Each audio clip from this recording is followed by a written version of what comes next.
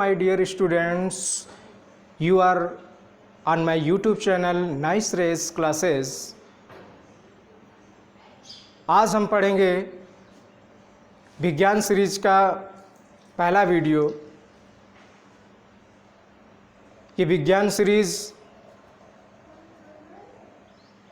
आज के इस वीडियो से स्टार्ट हो रही है और एक सीरीज़ में ही ये विज्ञान की चैप्टर वाइज क्रमशः आपको वीडियोस मिलती जाएंगी। ये पहली सीरीज़ है और पहला चैप्टर रासायनिक अभिक्रियाएं एवं समीकरण। तो इसके अंतर्गत हम लोग रासायनिक अभिक्रियाएं, रासायनिक समीकरण, थोड़ा सा भौतिक परिवर्तन जो कि कक्षा 9 में आप पढ़े हैं उसकी चर्चा करेंगे। रासायनिक परिवर्तन, तो आइए चलते हैं आज के वीडियो में रासायनिक अभिक्रियाएं एवं समीकरण। तो जैसा कि आप कक्षा 9 में पढ़ चुके हैं कि पदार्थ की 3 अवस्थाएं होती हैं, ठोस, द्रव और गैस। ठोस, द्रव और गैस, इन तीनों का आपस में जो परिवर्तन होता है वही भौतिक परिवर्तन होता है। जो भौतिक परिवर्तन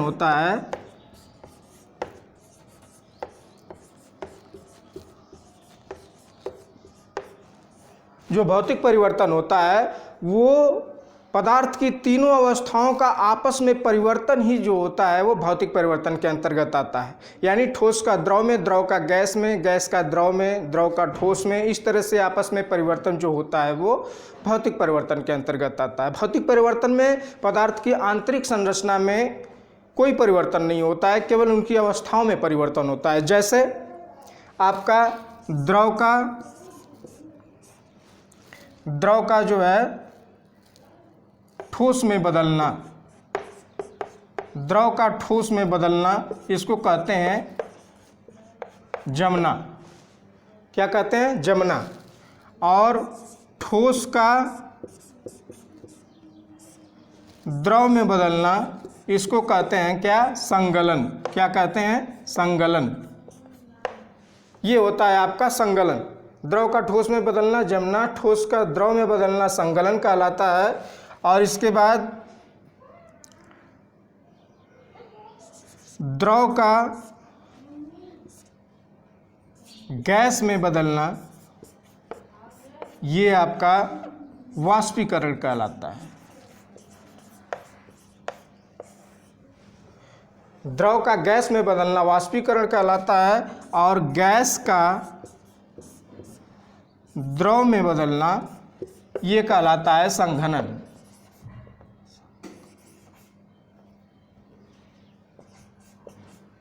ये कहलाता है संघनन। गैस का द्रव में बदलना संघनन कहलाता है। और ठोस से सीधे गैस में परिवर्तित हो जाए तो इसको कहते हैं ऊर्ध्वपातन। ऊर्ध्वपातन कहते हैं। और गैस का ठोस में बदलना, गैस का ठोस में बदलना, इसको कहते हैं निक्षेपण। गैस का ठोस में बदलना ये निक्षेपण के अंतर्गत आता है। तो जैसा कि आप देख रहे हैं, जो कि कक्षा 9 में आप पढ़ चुके हैं, मैं इसका जिक्र कर दे रहा हूं। तो भौतिक परिवर्तन के अंतर्गत जो है ठोस, द्रव और गैस का तीनों आपस में परिवर्तन जो होता है वही भौतिक परिवर्तन के अंतर्गत आता है, जिसमें जमना, संगलन, वाष्पीकरण, संघनन, ऊर्ध्वपातन और निक्षेपण, ये 6 चीज़ें आती हैं। द्रव का ठोस में बदलना जमना कहलाता है, ठोस का द्रव में बदलना संगलन कहलाता है, द्रव का गैस में बदलना वाष्पीकरण और गैस का द्रव में बदलना संघनन कहलाता है, ठोस का गैस में बदलना ऊर्ध्वपातन और गैस का ठोस में बदलना निक्षेपण कहलाता है। तो ये भौतिक परिवर्तन के अंतर्गत आता है। अब हम चलते हैं आपके रासायनिक परिवर्तन की तरफ, जो कि आपके कक्षा 10 में जिक्र किया गया है। और इसी रासायनिक परिवर्तन से आपका जो है रासायनिक अभिक्रियाएं और रासायनिक समीकरण जो है क्लियर होगा। तो रासायनिक परिवर्तन में क्या होता है कि दो या दो से अधिक पदार्थ मिल करके एक नए पदार्थ का निर्माण करते हैं, जिनकी संरचना बिल्कुल अलग होती है, बिल्कुल नई होती है। तो इस प्रकार का जो परिवर्तन होता है वो रासायनिक परिवर्तन के अंतर्गत आता है, और इसमें जो क्रिया होती है वो रासायनिक अपक्रिया कहलाती है।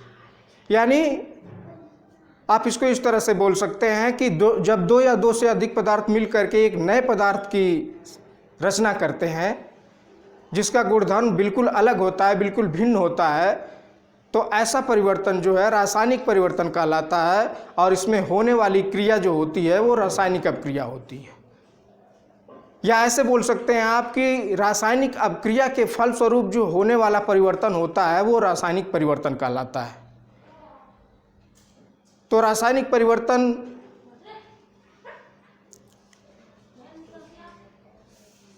जो होता है उसमें जो क्रिया होती है उसको रासायनिक अपक्रिया कहते हैं। अब रासायनिक अपक्रिया को पहले जो लिखा जाता था, जब संकेतों का चलन नहीं था, तो उसको जो है शब्दों द्वारा व्यक्त किया जाता था। यानी जो रासायनिक अपक्रिया होती थी उसको शब्दों द्वारा व्यक्त किया जाता था। अब इसमें क्या है कि अभिकारक और उत्पाद को भी जान लेना जरूरी है। किसी रासायनिक अपक्रिया में जो पदार्थ भाग लेते हैं उसको अभिकारक कहते हैं, और अपक्रिया के बाद जो नए पदार्थ बनते हैं उनको उत्पाद कहते हैं। तो किसी रासायनिक अपक्रिया में भाग लेने वाले उत्पाद अभिकारकों और उत्पादों को एक निश्चित संकेतों और सूत्रों के द्वारा जो निरूपण होता है वो रासायनिक समीकरण कहलाता है। यानी जैसे पहले जो होता था, अब ये हमने लिख दिया हाइड्रोजन प्लस ऑक्सीजन, ये हो गया आपका पानी। तो ऐसे शब्द द्वारा जो है समीकरण को जो है प्रदर्शित किया जा सकता है, किसी रासायनिक अपक्रिया को प्रदर्शित किया जाता था। तो इससे जो है रासायनिक अपक्रिया के जो रासायनिक क्रिया हो रही है उसके पूरे गुणधर्म का, पूरे गुणों का पता नहीं चलता था। तो इसलिए जो है वैज्ञानिकों ने उसको संकेतों द्वारा व्यक्त किया, और उसमें कितने परमाणु रासायनिक क्रिया में भाग ले रहे हैं, किस पदार्थ के कितने परमाणु भाग ले रहे हैं, कौन सा नया यौगिक बन रहा है, कौन सा नया पदार्थ बन रहा है, इससे सारे जो है गुणधर्म उसके क्लियर हो जाते थे। तो इस तरीके से जो है इसको संकेतों द्वारा व्यक्त किया जाने लगा। जैसे ये हो गया आपका H2 plus O2 equal to H2O। तो यहाँ पे 2H2 plus O2 equal to 2H2O। तो अब यहाँ पे स्पष्ट है कि जो है हाइड्रोजन के कितने परमाणु है, ऑक्सीजन के कितने परमाणु है, और इनके मिलने से जो पानी बन रहा है उसके कितने अणु का निर्माण हो रहा है, इस जो यौगिक बन रहा है उसके कितने अणु का निर्माण हो रहा है। तो इस तरीके से जो है रासायनिक समीकरण को आप इस तरीके से परिभाषित कर सकते हैं कि किसी रासायनिक अपक्रिया में भाग लेने वाले अभिकारकों तथा बनने वाले उत्पादों को एक निश्चित संकेतों तथा सूत्रों द्वारा जो निरूपण होता है रासायनिक समीकरण कहलाता है। तो ये जो है रासायनिक समीकरण हो गया। अब हम देखते हैं कि रासायनिक समीकरण को किस तरीके से संतुलित करते हैं। अब संतुलित रासायनिक समीकरण किसे कहते हैं? संतुलित रासायनिक समीकरण का मतलब कि अभिकारकों के सभी पदार्थों के परमाणुओं की संख्या और उत्पादों के सभी पदार्थों के परमाणुओं की संख्या बराबर हो, तो ऐसा समीकरण संतुलित रासायनिक समीकरण कहलाता है। तो ऐसा समीकरण संतुलित रासायनिक समीकरण कहलाता है। तो इसमें ज़्यादा कुछ नहीं है, ये काफ़ी इजी है। किसी रासायनिक समीकरण को संतुलित करना। अब जैसे मैग्नीशियम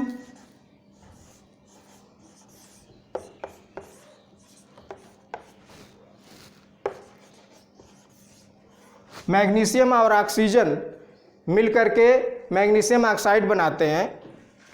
ये Mg आपका अभिकारक हो गया O2, Mg और O2 मैग्नीशियम और ऑक्सीजन अभिकारक हो गए, और अब क्रिया के बाद क्या बन रहा है, मैग्नीशियम ऑक्साइड, तो ये उत्पाद हो गया।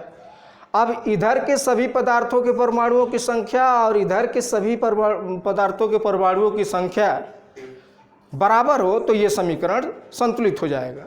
तो ऐसे में देखिए आप, मैग्नीशियम इधर एक परमाणु है, इधर भी मैग्नीशियम एक परमाणु है, ऑक्सीजन इधर दो परमाणु है, ऑक्सीजन इधर एक परमाणु है। इसका मतलब आप क्या करेंगे कि अगर इधर 2 का गुणांक लगा देते हैं, इधर 2 का गुणांक लगा देते हैं, गुणांकों द्वारा इसको आप संतुलित करते हैं। अपने हिसाब से देख लीजिए, जहाँ पे जैसे गुणांक की आवश्यकता है वैसे गुणांक लगा करके और ऑब्जर्वेशन द्वारा, निरीक्षण द्वारा जो है बारी बारी से जो है मिला करके और इसके परमाणुओं की संख्या बराबर कर सकते हैं। हालांकि आपकी किताब में पूरा प्रोसेस, उसका लेंदी प्रोसेस बताया हुआ है, लेकिन इस तरह से करना काफ़ी इजी है, बहुत आसान है। तो यहाँ पे देखिए 2 अगर कर देंगे तो 2 मैग्नीशियम भी हो गया और 2 ऑक्सीजन भी हो गया, इधर 2 ऑक्सीजन भी हो गया, ऑक्सीजन आपका संतुलित हो गया। और मैग्नीशियम को संतुलित करने के लिए यहाँ पे 2 का गुणांक लगा देंगे, तो अब देखिए आपका दोनों जो है संतुलित हो गया। 2 मैग्नीशियम इधर भी, 2 मैग्नीशियम इधर भी, 2 ऑक्सीजन इधर भी, 2 ऑक्सीजन इधर भी। तो जब गुणांक लगाते हैं तो वो यौगिक में जितने भी पदार्थ सम्मिलित होते हैं, जितने भी तत्व सम्मिलित होते हैं, उन सब में जो है परमाणुओं का गुणा हो जाता है। एक परमाणु को जो है प्रदर्शित नहीं किया जाता है। अब इसमें एक और चीज़ बता दें कि जैसे Na2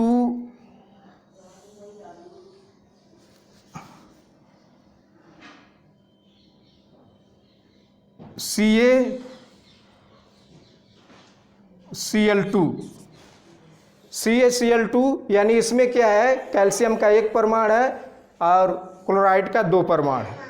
अब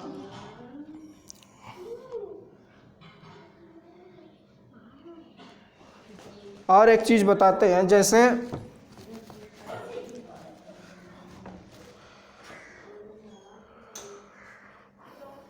CaOH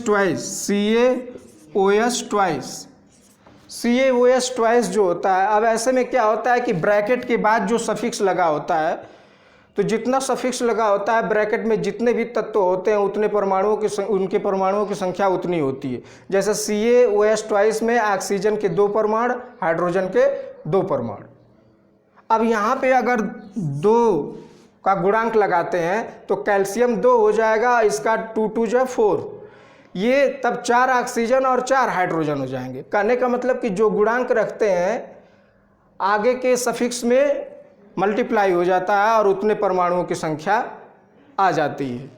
तो चलते हैं जो है, ये मैग्नीशियम और ऑक्सीजन मिलकर के मैग्नीशियम ऑक्साइड बनाते हैं, तो ये समीकरण आप जो है संतुलित किए। इसके बाद जैसे देखते हैं छोटे छोटे पहले समीकरण लेते हैं, H2 + O2 = H2O।